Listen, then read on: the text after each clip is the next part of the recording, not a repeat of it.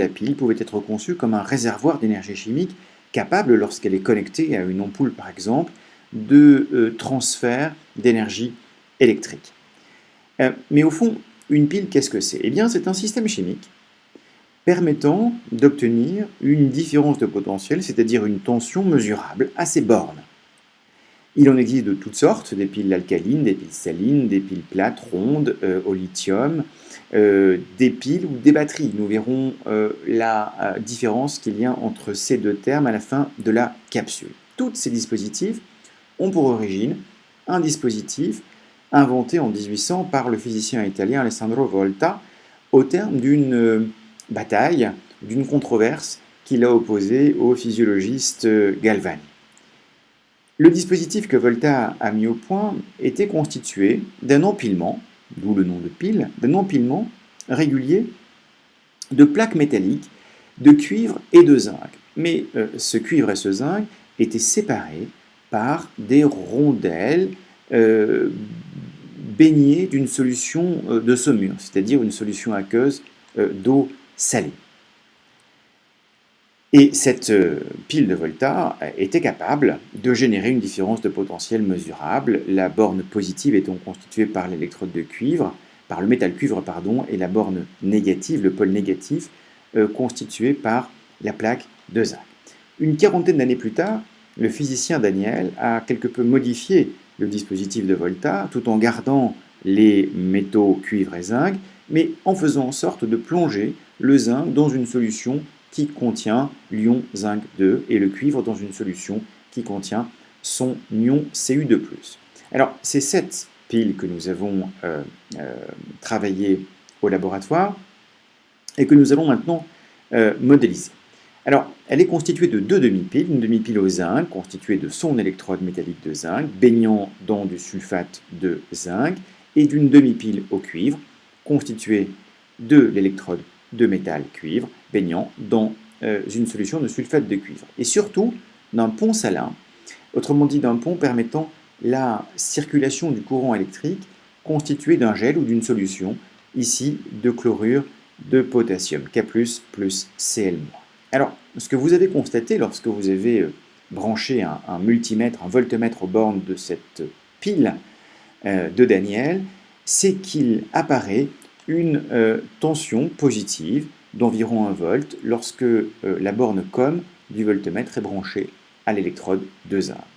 On peut déduire de cette observation que le potentiel associé à l'électrode de cuivre est supérieur au potentiel électrique associé à l'électrode de zinc, et que donc la borne négative de cette pile est constituée par l'électrode de cuivre. Ainsi, nous pouvons en déduire le sens de passage du courant et donc des électrons. Le courant va circuler de la borne positive à la borne négative de la pile, à l'extérieur de celle-ci, et donc les électrons vont circuler à l'extérieur de la pile, de la borne négative à la borne positive. Les électrons négatifs fuient la borne négative pour rejoindre la borne positive. Et donc voilà comment nous avons déduit le sens de circulation des charges électriques, les électrons, à l'extérieur de la pile. Mais la question que nous devons nous poser est de savoir ce que deviennent ces électrons une fois qu'ils ont migré, qu'ils migrent dans l'électrode de cuivre. Vont-ils en solution? Non. Mais pour le comprendre, nous avons besoin de mobiliser un bout de théorie, et le bout de théorie associé, c'est celui des réactions d'oxydoréduction que nous appellerons des réactions redox. Alors, qu'est-ce qu'une réaction d'oxydoréduction? C'est une réaction qui met en jeu un oxydant et un réducteur. Un oxydant étant défini comme une espèce chimique capable de capter un ou des électrons. Par exemple, le dioxygène est l'un des oxydants les plus courants sur la planète, le diode, l'ion Cu2+, l'ion Fe2+, ou l'ion Zn2+. Par exemple, on peut comprendre que l'ion Cu2+ est un oxydant dans la mesure où il est capable de capter 2 moles d'électrons par mol de lui-même pour donner le métal cuivre. Ou alors que le diode est aussi un oxydant dans le sens où il est capable de capter 2 moles d'électrons par mol de lui-même pour fournir 2 moles d'ion I-.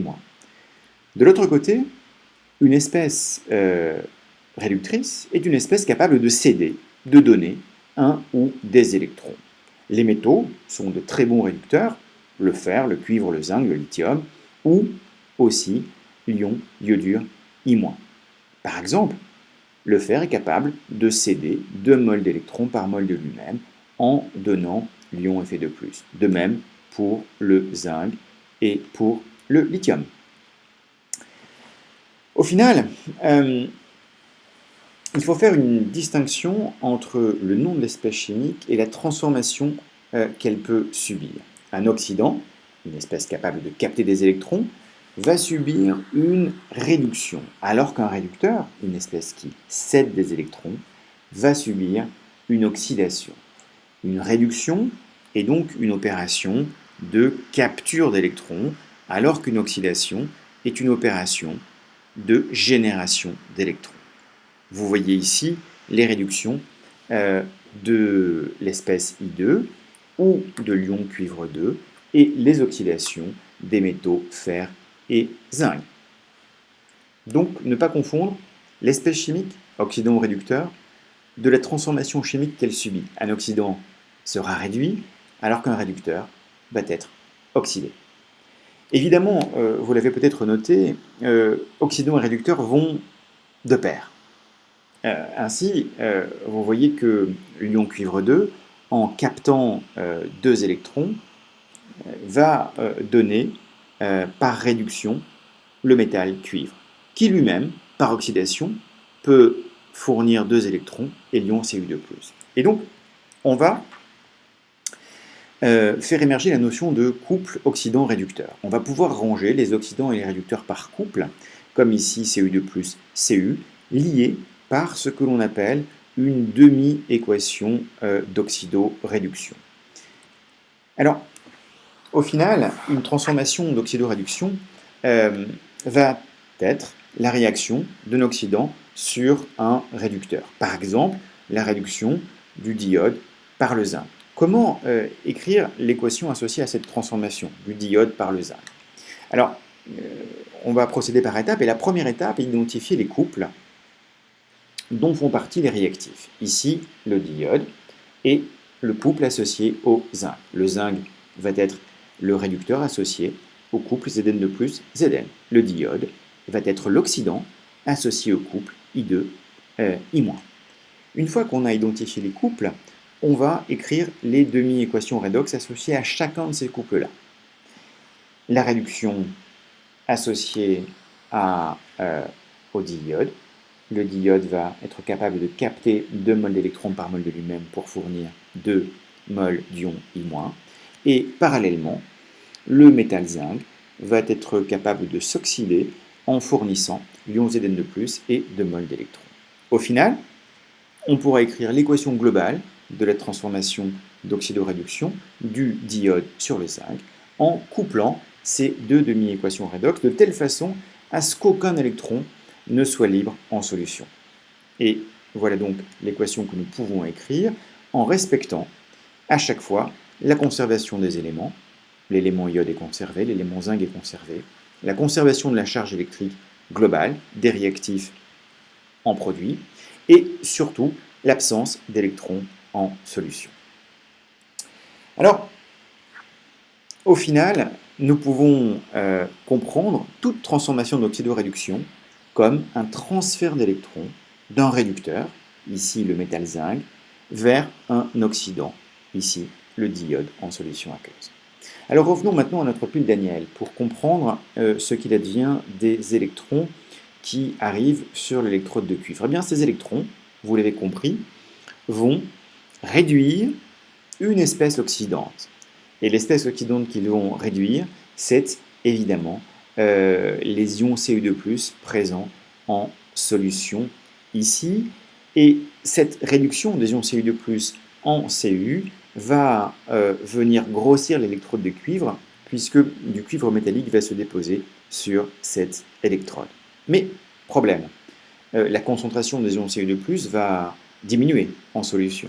Or, la solution, même ionique, ne peut pas ne pas être neutre.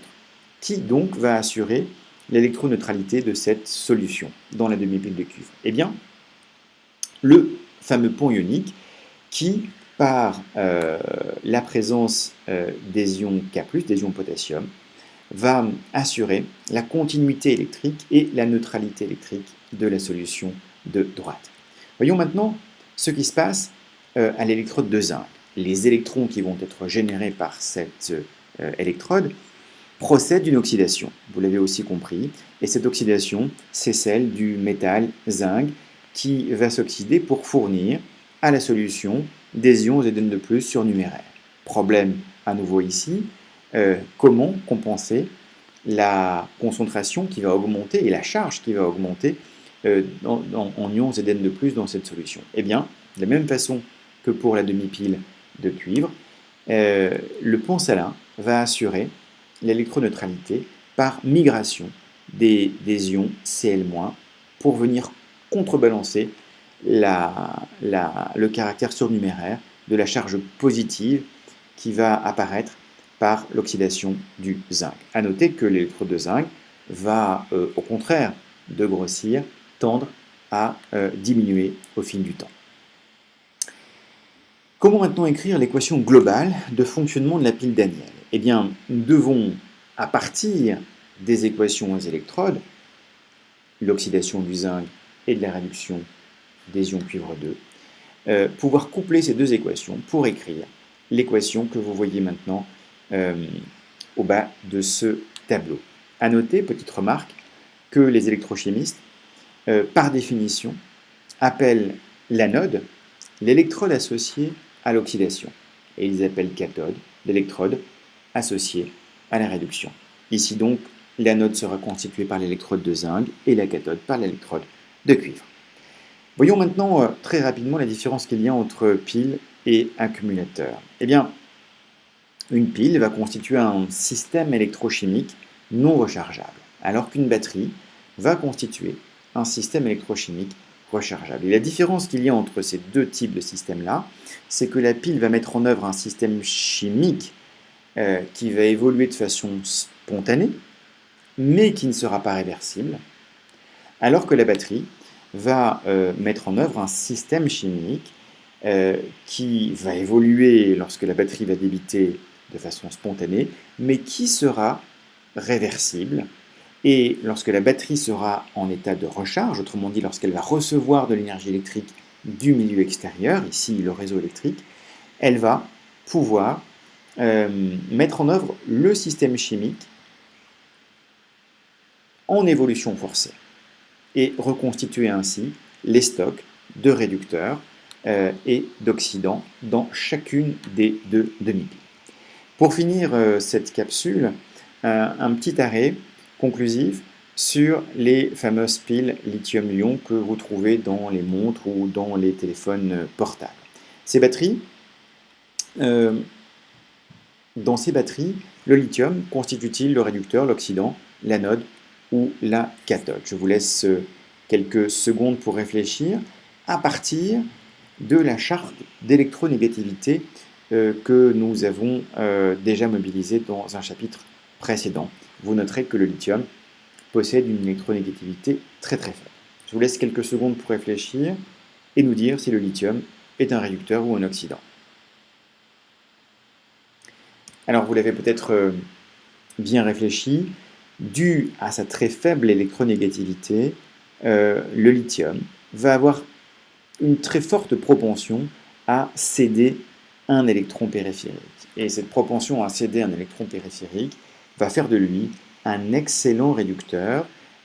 Allié à son faible poids atomique, il va être un réducteur de choix pour les constructeurs de batteries et va constituer par là même l'anode de ces fameuses batteries lithium-ion. A très bientôt sur Phytémia.